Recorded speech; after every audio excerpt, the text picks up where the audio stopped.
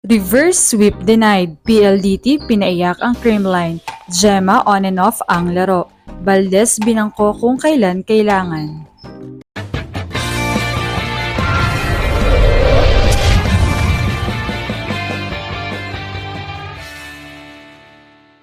What's up, Volleyball Nation? Welcome back to my YouTube channel. Narito ako para magbigay sa inyo ng updates tungkol sa mundo ng volleyball.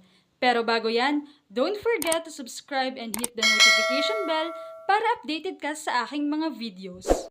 Tila pang finals nga ang datingan ng naging laban sa pagitan ng Creamline at PLDT. Talaga namang isa ito sa inaabangan ng mga fans dahil hindi tayo binibigo ng dalawang koponan na mabigyan ng isang magandang laban sa tuwing maghaharap sila. Hindi nga maitago ng PLDT ang pride at kasiyahan nila na muli na namang napatumba ang kadalasang nagre-reyna sa PBL. Ang harapin ang isang team na hindi pa natatalo ng isang game sa loob ng 6 months ay talaga namang hindi basta-basta. Una na ngang nagpakawala ng lamang ang PLDT ng 2-0. Subalit, ang champion team mentality ng Creamline ay hindi nawala. Kaya naman ang next 2 sets ay nakuha nila at nadala ang laban sa 5th set. Bagaman inilabas ang puso ng depensa ng PLDT dahil sa minor injury, ang kanilang team captain Kat Arado ay hindi nagpa-apekto ang high-speed hitters. Gaya nga ng sabi ni Davison ay team effort ang naging susi nila.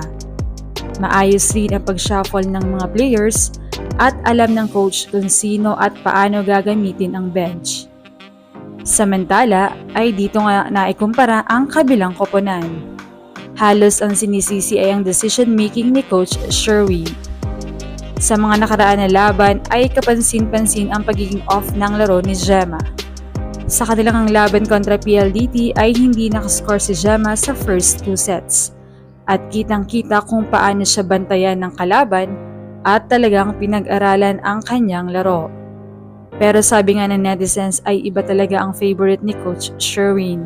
Hindi inilalabas kahit sobrang off na ng game. Ayon nga sa mga komento ng fans, naiintindihan ko yung tiwala ni Coach Sherwin kay Galanza. Pero kanina pa off ang laro ni Gemma, while Valdez na ang taas ng laro sa 2 set na naglaro siya. Hindi ako galit na si Gemma ang nasa loob, pero grabe, hindi talaga siya makapuntos. Laging block, talagang halatang pinag-aralan. Sobrang off ni Gemma the past games. Maybe ipahinga muna siya as first 6 kasi hindi na siya giving this time. Talagang pinag-aaralan siya ng kalaban. Samantala ay marami naman ang naghanap ng presensya ni Alyssa Valdez pagkatapos ng first 2 sets dahil maganda ang nilaro niya, pero bakit daw binangko na lang, especially sa 5th set. As we all know na clutch queen siya at dun siya nagiinit sa mga crucial part ng games. Ayon nga sa mga komento, I want to see more of Alyssa Valdez, not because she is Alyssa, but because she deserves it. The most painful part of that loss is that she was there, ready to play, to contribute, and to shift the momentum of the game. Alyssa Valdez was just right there in the corner, but wasn't given the opportunity. Ano bang ginawa niyo kay Alyssa Valdez? Grabe yung ganda ng laro niya. The way she clutched set 1, her good starts at set 2. Tapos ganyan treatment niyo? Seriously, it's about the trust now. Walang tiwala si Coach Sherwin kay Alyssa Valdez. That's what you get by doubting what Alyssa Valdez can do. She has 6 points with 2 to 3 errors pero decent ang floor defense. Pero hindi mo binalik.